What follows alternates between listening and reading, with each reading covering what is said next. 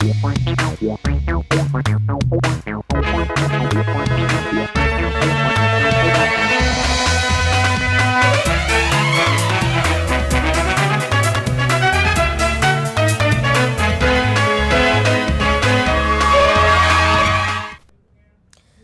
मेरा नाम है जयंती झा और आप देख रहे हैं राष्ट्रीय समाचार। पहले एक नजर हेडलाइंस पर।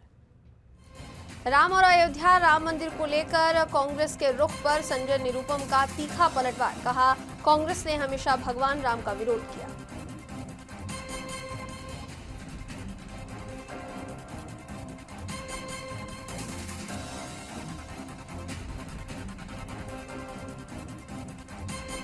आईपीएल में केकेआर द्वारा बांग्लादेशी क्रिकेटर को टीम में शामिल करने पर कथावाचक देवकी नंदन ठाकुर ने शाहरुख खान को चेताया।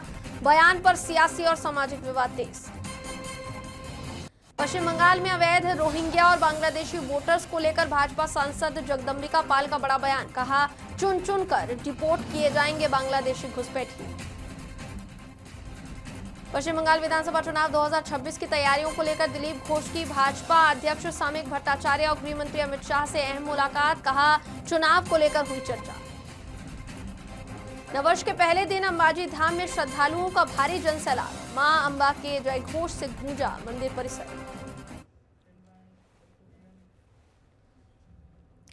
कांग्रेस नेता नाना पटोले के बयान पर शिवसेना नेता संजय निरुपम ने तीखा पलटवार किया है। संजय निरुपम ने कहा कि कांग्रेस पार्टी ने हमेशा भगवान राम का विरोध किया है और अयोध्या में राम मंदिर निर्माण के प्रस्ताव में लगातार बाधाएं डाली हैं। उन्होंने आरोप लगाया कि कांग्रेस ने राम के अस्तित्व पर भी सवाल खड़े किए थे। उन्होंने साफ तौर पर कहा कि जिस तरीके से बयान दिया गया है नाना पटोले द्वारा, वो सही नहीं है। बहुत ही हास्यास्पद बयान है, क्योंकि कांग्रेस पार्टी का अगर इतिहास आप देखेंगे तो हमेशा इन्होंने राम का विरोध किया। अयोध्या में भगवान राम के जन्मस्थली पर जो भव्य दिव्य राम जन्मभूमि मंदिर बनाने का प्रस्ताव था, हमेशा कांग्रेस ने उसमें टांग अड़ाई। यह कांग्रेस पार्टी है जिसने राम के अस्तित्व पर प्रश्न चिन्ह खड़ा किया। बोला, राम कभी थे ही नहीं हिंदुस्तान में। ऐसे लोग सामने आते और कहते हैं कि हमारे नेता राम के आदर्शों और मूल्यों का पालन कर रहे हैं और इसलिए उनको राम से तुलना कीजिए। मैं उनको यही कहना चाहूंगा, सबसे पहले भगवान राम का नाम बदनाम मत करो, और दूसरा, अगर आपके लोगों का जो आचरण है, जो चाल चलन है, उसे देखते हुए अगर उनकी किसी से तुलना की जानी चाहिए तो राम से नहीं, रावण से की जानी चाहिए। भगवान राम को बख्श दीजिए आप।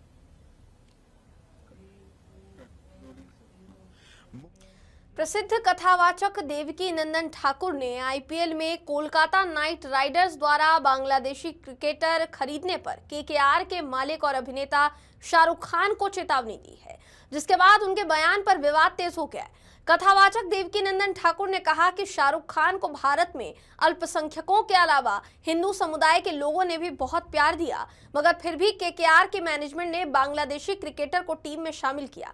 क्या यही शाहरुख खान का देश के प्रति प्रेम है? अपने बयान में कथावाचक ने शाहरुख खान को किस तरह खरी खरी सुनाई है, सुनिए।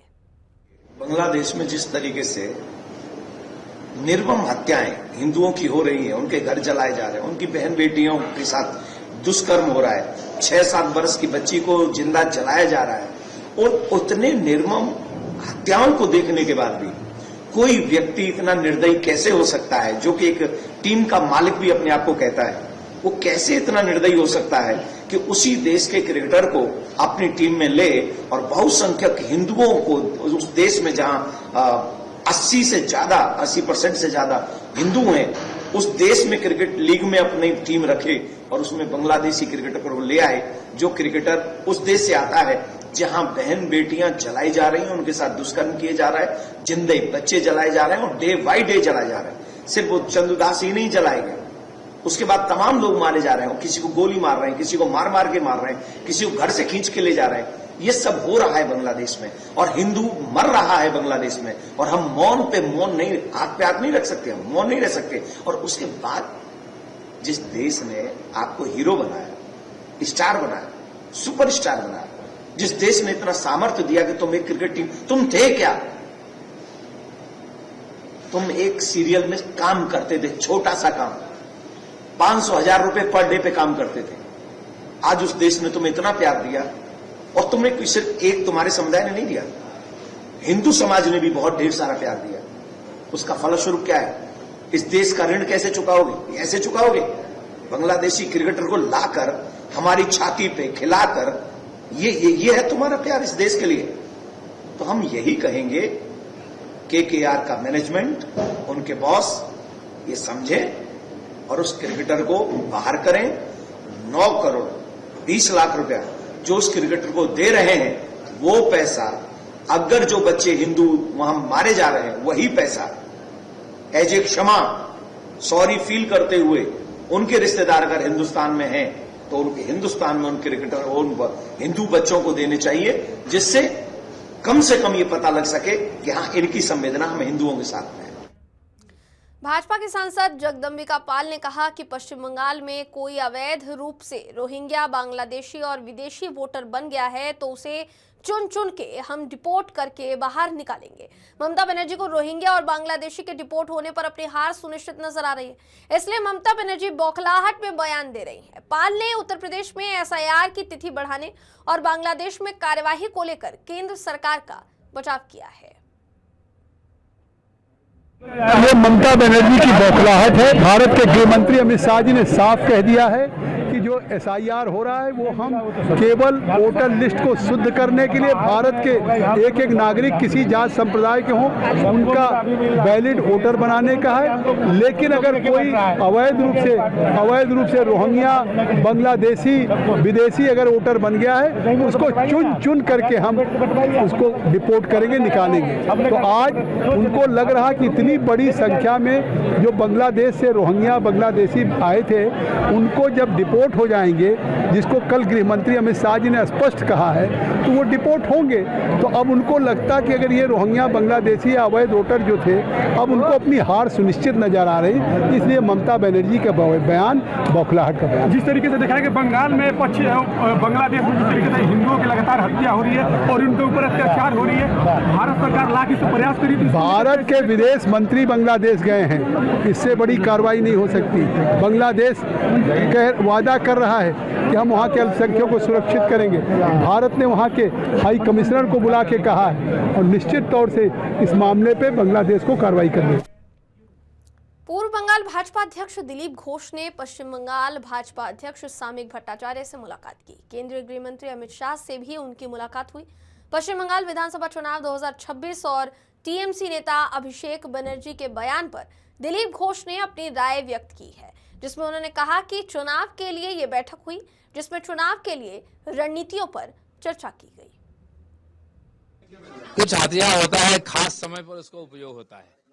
तो आज ये चुनाव आ रहा है, इसलिए सारे पुराने नए कार्यकर्ताओं को साथ लेकर लड़ने के लिए हम लोग तैयारी कर रहे हैं। और इसलिए मुझे भी इस चुनाव के इसमें कार्यक्रम में भाग लेने के लिए पूरा पार्टी के बताया गया। माननीय वरिष्ठ नेता माननीय गृह मंत्री जी जिनके नेतृत्व में बंगाल इतना आगे बढ़ा है, हम भी उनके नेतृत्व में काम किया है, तो खुद आकर के यहाँ सबको निर्देशित किया है कि किसको लगना है, क्या करना है। तो इसलिए मुझे भी बुलाया गया इसी काम में लगने के लिए। मैं तैयार हूँ। अब वो तो आगे तय होगा। चुनाव का तैयारी चल रही है, अभी सभा भी शुरू होने वाला है। धीरे धीरे सबका रोल बताया जाएगा। नहीं, उनको तो कभी सही नहीं लगता। सुप्रीम कोर्ट भी ठीक नहीं लगता है, पार्लियामेंट का विषय भी उनको ठीक नहीं लगता है। यहाँ सेंट्रल फोर्स क्यों आता है, सेंट्रल लीडर्स क्यों आते हैं, होम मिनिस्टर क्यों आते हैं, हर जगह उनका प्रश्न है। इसका सब उत्तर नहीं होता है। एसआईआर केवल बंगाल में नहीं हो रहा है, पूरा देश में हो रहा है। और ये पहली बार नहीं हो रहा है, 10-12 बार हो गया है। किसी को कोई प्रॉब्लम नहीं है, कोई कंप्लेन नहीं है। 58 लाख से ज्यादा नाम जो फॉर्म आया नहीं है, वो तो क्या, उसमें कोई कंप्लेन नहीं है। अब किसी को बुलाया जा रहा है स्क्रूटिनी के लिए, हियरिंग के लिए, उसमें कोई प्रॉब्लम है तो वो समझेगा। उसमें प्रश्न खड़ा करके पूरा सिस्टम को डिस्टर्ब करना, ये जो उद्देश्य है, ये तो मानेगा नहीं चुनाव कमीशन। उनका जिम्मेदारी है इसको पूरा करना। नए साल के पहले दिन पवित्र अंबाजी धाम में भक्तों का भारी जनसैलाब उमड़ा। सुबह से ही श्रद्धालु मंदिर में दर्शन करने के लिए लंबी लंबी कतारों में खड़े नजर आए। भारी संख्या में भक्तों ने मां अंबा के समक्ष शीश झुकाकर अपनी श्रद्धा और आराधना व्यक्त की। नए वर्ष की शुरुआत में अंबाजी मंदिर भक्तों की जय घोष से गूंज उठा और धार्मिक वातावरण में भक्ति का माहौल देखने को मिला। मंदिर प्रशासन के मुताबिक इस मौके पर सुरक्षा और व्यवस्थाओं का विशेष ध्यान रखा गया।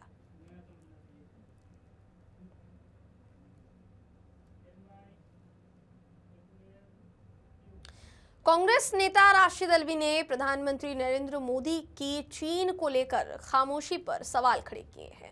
उन्होंने कहा कि एक तरफ चीन है जिसके राष्ट्रपति को प्रधानमंत्री गुजरात बुलाकर स्वागत करते हैं, जबकि दूसरी ओर पूर्व अमेरिकी राष्ट्रपति डोनाल्ड ट्रंप भी अलग अलग दावे कर रहे हैं, लेकिन भारत की ओर से कोई प्रतिक्रिया नहीं दिखाई दे रही। राशिद अल्वी ने इसे देश के लिए चिंताजनक और खतरनाक बताते हुए कहा कि इस पूरे मामले पर प्रधानमंत्री की चुप्पी गंभीर सवाल खड़े करती है। प्रधानमंत्री की खामोशी ही इस बात की जिम्मेदार है। ट्रंप भी आपके दोस्त हैं, आप तो इस हद तक दोस्ती है कि आप चुनाव में गए और कहा आपकी बार ट्रंप सरकार, और वो ट्रंप हमारे देश पे तरह तरह के हमले भी कर रहा है और कह रहा है 60-70 बार मैंने जंग रुकवाई है। पाकिस्तान ने उसका शुक्रिया भी अदा कर दिया। अब एक कदम चाइना आगे बढ़ रहा है, जिसके बारे में कहा जाता है कि उसने पाकिस्तान ने उसी की मदद से हमारे फाइटर जेट गिराए, वो चाइना दावा कर रहा है। तो प्रधानमंत्री क्यों खामोश है? अगर वो खामोश रहेंगे तो कोई तीसरा मुल्क भी बोलना शुरू कर देगा। नए साल के मौके पर नालंदा में पहली बार पिंक बस सेवा का परिचालन आज से शुरू हो गया है। परिवहन मंत्री श्रवण कुमार ने नालंदा के बिहार शरीफ स्थित सरकारी बस स्टैंड से 2 पिंक बस को हरी झंडी दिखाकर रवाना किया। इस अवसर पर मंत्री श्रवण कुमार ने कहा कि बिहार के सभी जिला मुख्यालय के अलावा बिहार के बाहर भी पिंक बस सेवा का परिचालन जल्द ही शुरू किया जाएगा। पिंक बस में ड्राइवर और कंडक्टर महिला होंगी। इसके लिए विभाग की ओर से कार्य किया जा रहा है। महिला ड्राइवर के लिए विशेष प्रशिक्षण की व्यवस्था विभाग की ओर से कराई जाएगी। उन्होंने ये भी कहा कि बिहार में महिला सशक्तिकरण की दिशा में कई कार्य किए जा रहे हैं। नए साल के अवसर पर महिलाओं की सुरक्षा के लिए नालंदा में 2 पिंक बसों का परिचालन शुरू हो गया है। एक बस बिहार शरीफ से दनियावा और दूसरी बरबीघा के लिए चलेगी। वहीं नालंदा सांसद कौशलेंद्र कुमार ने कहा कि श्रवण कुमार को इस बार बिहार सरकार में ग्रामीण विकास विभाग में मंत्री बनाया है। इस बार सरकार द्वारा परिवहन विभाग का भी जिम्मा उनको दिया गया है। उन्होंने ग्रामीण विकास विभाग के मंत्री के पद पर बेहतर कार्य किया है। अब हमारी ख्वाहिश है कि सरकार ग्रामीण विकास और परिवहन विभाग दोनों विभाग श्रवण कुमार के पास ही रहने दे, जिससे बिहार में विकास की गाड़ी रफ्तार लेगी। और इस पुण्यतिथि के अवसर पर हमने समझा कि उनके पुण्यतिथि के अवसर पर पिंक बसों का परिचालन कराया जाए। विभाग के स्तर पर हमने फैसला लिया। हमारे अधिकारी तुरंत इस निर्णय को धरातल पर उतारने के लिए कार्यक्रम बनाया और आज 1 तारीख को हम लोग आज उनको श्रद्धांजलि देकर कल्याण विभाग से चले हैं और आज यहाँ बसों का परिचालन भी खास करके महिलाओं के लिए हो रहा है। ये हम सब के लिए आज प्रसन्नता का विषय है कि बसों का हम लोग परिचालन कर रहे हैं। अभी हम समझते हैं कि महीना के अंदर इनको मौका मिला तो पूरे बिहार में इन्होंने बस का परिचालन के लिए प्रयास किया और आज पिंक बस यहाँ बिहार शरीफ में भी उन्होंने दिया और अन्य शहरों में दे रहे हैं और काफ़ी लगन है इनका। हम लोग को तो लगता है कि भाई साथ में दोनों मंत्रालय इन्हीं का रह जाए, जिससे कि नालंदा का विकास में 4 चांद लग जाए। आज यही इस अवसर पर मैं यही चाहूँगा कि माननीय मंत्री जी आप आगे बढ़ते रहिए और नालंदा और बिहार का विकास होते रहे। मुख्यमंत्री को धन्यवाद देना चाहेंगे क्योंकि मतलब कभी सोचे नहीं थे कि हम लोग को ऐसा मौका मिलेगा, तो उनको मतलब बहुत धन्यवाद देना चाहेंगे। इस पिंक बस में क्या क्या सुविधाएं महिलाओं के लिए? सुविधाएं सर इधर देखिए लिखा हुआ है, इधर फर्स्ट एड बॉक्स है, मतलब अगर कुछ वैसा परेशानी होता है तो मेडिसिन वगैरह भी इसमें रखा हुआ है। उधर बटन दिया हुआ है, अगर ज़्यादा परेशानी होता है तो दबाएंगे तो उससे कंट्रोल रूम मतलब सूचना जाएगी, वहाँ से फिर सुविधा उनको मिलेगी, मतलब तुरंत एक्शन लिया जाएगा। मुंबई में मेयर को लेकर जारी सियासी घमासान के बीच अब बीजेपी नेता और महाराष्ट्र सरकार के कैबिनेट मंत्री नितेश राणे ने विपक्ष और उद्धव ठाकरे गुट की शिवसेना पर तीखा हमला बोला है। नितेश राणे ने कहा कि जब कृपाशंकर सिंह ने यह बयान दिया कि मुंबई का मेयर उत्तर भारतीय बनेगा, तब विपक्ष और यूपीटी शिवसेना को मिर्ची लग गई। लेकिन नितेश राणे का आरोप था कि जब कभी मुस्लिम या बुरखे वाले मेयर बनाने की बात होती है, तब यही विपक्ष और शिवसेना चुप्पी साध लेती है।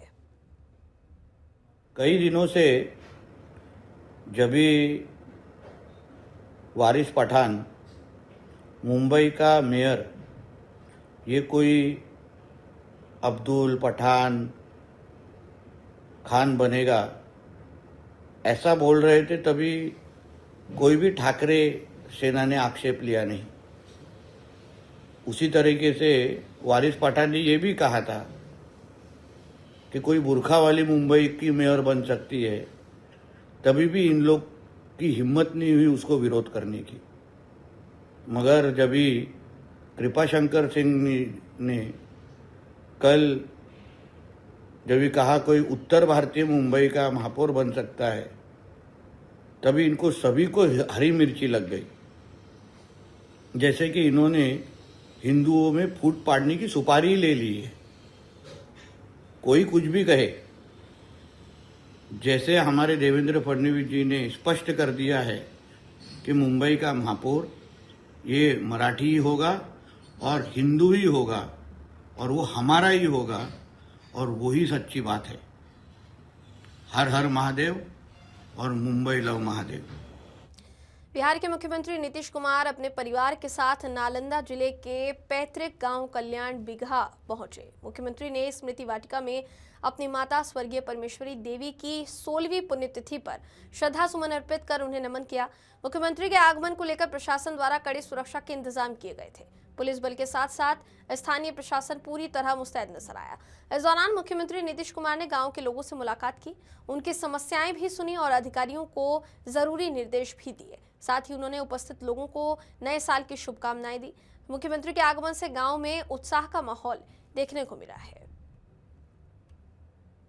मुख्यमंत्री जी के पैतृक ग्राम कल्याण बिगहा में उनकी स्वर्गीय माता श्री परमेश्वरी देवी जी की पुण्यतिथि है और माननीय मुख्यमंत्री हमेशा 1 जनवरी को यहाँ पुण्यतिथि के अवसर पर आके पुष्पांजलि अर्पित करते हैं और नालंदा जिला में यहाँ जो भी जनता आती है उनके दुख दर्द को भी सुनते हैं, उनसे आवेदन लेते हैं और सबसे भेंट करके नए साल की शुभकामनाएं भी देते हैं। इस दौरान क्या और कौन लोग के साथ में? इस वक्त तो उनके सामने हमारे राष्ट्रीय महासचिव मनीष वर्मा जी थे, हमारे नालंदा के सांसद श्री कौशलेंद्र कुमार जी थे, निशांत जी भी थे और माननीय मंत्री वगैरह और माननीय विधायकगण भी थे। तो मुख्यमंत्री लोगों से मुलाकात की क्या? हाँ, मुख्यमंत्री सबसे आवेदन लेते हैं, सबकी बातों को सुनते हैं और उस आवेदन पे काम भी होता है।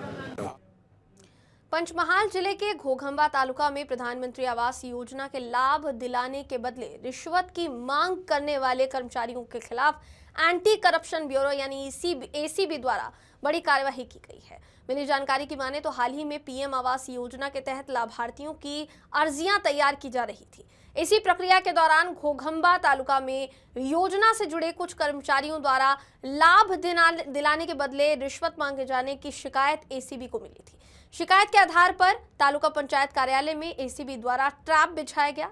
एसीबी की इस ट्रैप कार्यवाही के दौरान एक स्थायी कर्मचारी और एक अनुबंध आधारित कर्मचारी को रिश्वत लेते हुए रंगे हाथों पकड़े जाने की प्रारंभिक जानकारी सामने आई है। फिलहाल दोनों से एसीबी द्वारा पूछताछ की जा रही है। ट्रैप की कार्यवाही के बाद तालुका पंचायत कार्यालय में अन्य विभागों में कार्यरत कर्मचारी अपने अपने टेबल छोड़कर चले गए, जिससे कार्यालय खाली नजर आया। पूरे कार्यालय में हड़कंप मच गया है। प्राथमिक जानकारी की माने तो पूछताछ के दायरे में आए कर्मचारियों में अनुबंध आधारित ऑपरेटर शुबान मंसूरी और ग्राम सेवक हितेश राठौड़ शामिल है। एसीबी द्वारा पूरे मामले में आगे की जांच जारी है। रिश्वत की राशि, शिकायत का वितरण, साथ ही अन्य जितने भी संलिप्त कर्मचारी हैं या मिलीभगत जिनकी है, उनको लेकर जांच को आगे बढ़ाया जा रहा है।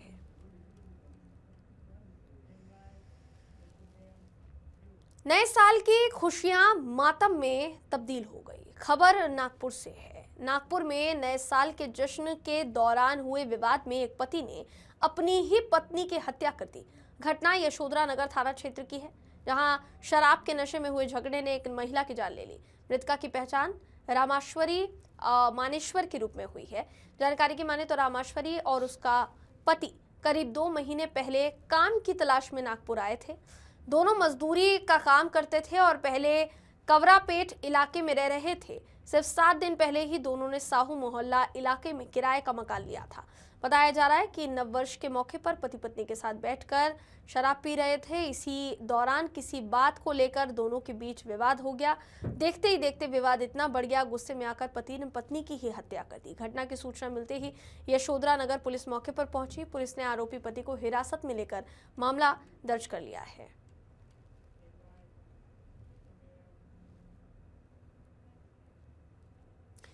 नया साल हो या रामनवमी, महावीर मंदिर में हर अवसर पर भक्तों की लंबी भीड़ देखने को मिलती है। नए साल की शुरुआत के साथ सुबह 4 बजे से ही मंदिर में दर्शन के लिए श्रद्धालुओं का सैलाब उमड़ पड़ा। महावीर मंदिर के कर्ताधर्ता और धार्मिक न्यास बोर्ड के उपाध्यक्ष साइन कुणाल ने बताया कि उनके पिता स्वर्गीय आचार्य किशोर कुणाल अपने जीवन काल में हर बड़े पर्व से एक दिन पहले स्वयं मंदिर आकर व्यवस्थाओं की जानकारी लेते थे। उन्होंने ये भी कहा कि आज भले ही वो हमारे बीच में नहीं है, लेकिन उनकी यादें और उनकी सेवा भावना आज भी मंदिर से जुड़ी हुई है। नव वर्ष की शुरुआत हो गई है। बता दी कि नव वर्ष की शुरुआत होते ही भक्तों में काफी भीड़ देखने को मिल रही है। अभी हम पटना के महावीर मंदिर में हैं। महावीर मंदिर की तस्वीर दिखाएंगे। देखो कि सुबह 4 बजे से ही जो श्रद्धालु है, लंबी कतार लगी हुई है। लोग जो है आर ब्लॉक से ही लंबे कतार में जो है अपने पारी का इंतजार कर रहे हैं। लोग दर्शन करने के लिए पहुंच रहे हैं। बता दें कि हमेशा देखा जाता है कि आज का युवा का जो है टूरिस्ट, कहीं अगर नए वर्ष की शुरुआत होती है तो कहीं जो लोग हैं वो जाते हैं पिकनिक पार्क पे, चाहे कहीं पार्क में घूमने के लिए जाते हैं, लेकिन मंदिरों में अब जो है लोगों की आस्था देख रही है। ऐसे में मेरे साथ बातचीत करने के लिए जो है महावीर मंदिर का आचार्य किशोर कुणाल जी के बेटे हैं, उनसे बात करें। साइन कुणाल जी, लोग आज के युवा में जो लोग हैं वो जाते हैं खासकर जो है पार्कों में घूमने के लिए जाते हैं, लेकिन इस बार तो लोगों जब से कुंभ हुआ है, महाकुंभ हुआ है, जब से अयोध्या का राम मंदिर का निर्माण पूरा हुआ है, बिहार में मां जानकी के प्राकट स्थल पर मंदिर का निर्माण की घोषणा हुई है, तब से जेन जी जो है उसमें काफ़ी उत्साह है अपने धर्म के प्रति, और पार्टी कल्चर को छोड़ अब भक्ति कल्चर की ओर सब लौट रहे हैं और बहुत अच्छा लग रहा है। धीरे धीरे आज के युवा जो है अब पुराने अपने जो सभ्यता है उस सभ्यता को अपनाने में लगे। कहीं ना कहीं इसमें सेलिब्रिटीज़ का भी रोल है। जैसे आप देखिए, इंडिया का सबसे बड़ा सेलिब्रिटी कोई है तो विराट कोहली है। विराट कोहली और अनुष्का शर्मा जी जाते हैं प्रेमानंद जी महाराज के पास, तो लोग भी देखते हैं कि इतने बड़े व्यक्ति हैं, ये भी जा रहे हैं किसी गुरु जी का आशीर्वाद लेने। या फिर आजकल के फिल्म स्टार्स हैं जो हर मूवी रिलीज़ के पहले कोई ज्योतिर्लिंग का दर्शन करते हैं, कोई शक्तिपीठ जाते हैं। तो लोग ये देख रहे हैं कि सेलिब्रिटीज़ भी जब धर्म का रास्ता अपना रहे हैं तो हम लोग उनको क्यों ना फॉलो करें और भक्ति मार्ग पर क्यों ना आए। और साथ ही बिहार सरकार, बिहार राज्य धार्मिक न्यास परिषद हो या केंद्र की सरकार हो, जगह जगह पर मंदिर का निर्माण हो, सांस्कृतिक चेतना जगाने के लिए जो चीज़ें कर रही हैं। वंदे मातरम पर लोगों में चर्चा हुई, युवा वर्ग ने वंदे मातरम को जाना, राष्ट्रगीत को पहचाना, तो अब धीरे धीरे वापस सब लोग अपने धर्म के प्रति जागरूक हो रहे हैं और सबकी आस्था वापस से बढ़ रही है। पिताजी एक IAS अफसर थे, IAS अफसर से भी धार्मिक में खूब उनका रहता था लगाव, उनकी कमी कितनी खल रही है इस बार? ऐसे मौक़ों पर पिताजी रात को ही आ जाते थे, नववर्ष हो या रामनवमी हो, और जब तक सब लोग बंद नहीं हो जाता था मंदिर तब तक मंदिर में ही रहते थे। तो कमी तो खल रही है, लेकिन कहीं ना कहीं उनके मिशन को आगे बढ़ाना है और सब अच्छे ढंग से चले इसको सुनिश्चित करना है। तो इसीलिए हम लोग मोटिवेटेड हैं कि उनके काम को आगे बढ़ाएं और भक्तों को कोई तरह की दिक्कत ना आए। महावीर मंदिर के लिए और विकास के लिए, उत्थान के लिए क्या कुछ और? अभी तो हम लोग का विश्व का सबसे बड़ा मंदिर का निर्माण जो है विराट रामायण मंदिर, उसकी वो प्राथमिकता है। वहाँ इसी महीने शिवलिंग जो है विश्व का सबसे बड़ा शिवलिंग स्थापित हो जाएगा, और उसके अलावा जो बाल कैंसर अस्पताल है उसका निर्माण जो हम लोग करा रहे हैं वो प्राथमिकता है। और बाकी चीज़ें जो गरीब मरीज हैं उनको हम लोग के अस्पतालों में कोई दिक्कत ना है, ये सब हम लोग सुनिश्चित कराते हैं। महावीर मंदिर से कई ट्रस्ट, कई जो हॉस्पिटल है वो भी चल रहे हैं, तो गरीबों के लिए जो खासकर जो आपके पिताजी भी विशेष ध्यान देते थे गरीबों के लिए, उनकी भी इलाज हुई तो वो अपने ही अस्पताल में वहाँ जाकर उन्होंने हम लोगों ने 18 वर्ष से कम उम्र के बच्चों का कैंसर इलाज मुफ्त करा दिया है और आजकल बच्चों में जो ब्लड कैंसर है वो काफ़ी कॉमन हो गया है और वो क्योरेबल भी है। तो हम लोग निःशुल्क इलाज करवाते हैं उन लोगों का। ब्लड जो हम लोग के यहाँ मिलता है वो 100 रुपये मिलता है, बाहर में 1200-1300 रुपये में ब्लड पर यूनिट मिलता है। तो हम लोग हमेशा गरीबों की कैसे उन लोग का ख्याल रखा जा सके इस पर हम लोग का फोकस रहता है और हम लोग निरंतर यहाँ पर दरिद्र नारायण भोज हम लोग कराते हैं, अयोध्या में राम रसोई चलाते हैं, सीतामढ़ी में सीता रसोई चलाते हैं। तो अनेकों परियोजना चल रही है महावीर मंदिर के द्वारा और मेरी आशा है कि और बिहार के मठ मंदिर महावीर मंदिर मॉडल को फॉलो करेंगे। साफ तौर पे ये थे साइन कुणाल जी, साफ तौर पे कह रहे थे कि महावीर मंदिर से कई लोगों की आस्था जुड़ी हुई है और आगे भी है जो बरकरार जो बने रहेगा। पटना से कैमरा पर्सन विकास के साथ विवेक रंजन, राष्ट्रीय समाचार। खबरों का सिलसिला यूं ही जारी रहेगा। देश और दुनिया की तमाम खबरों के लिए देखते रहिए राष्ट्रीय समाचार।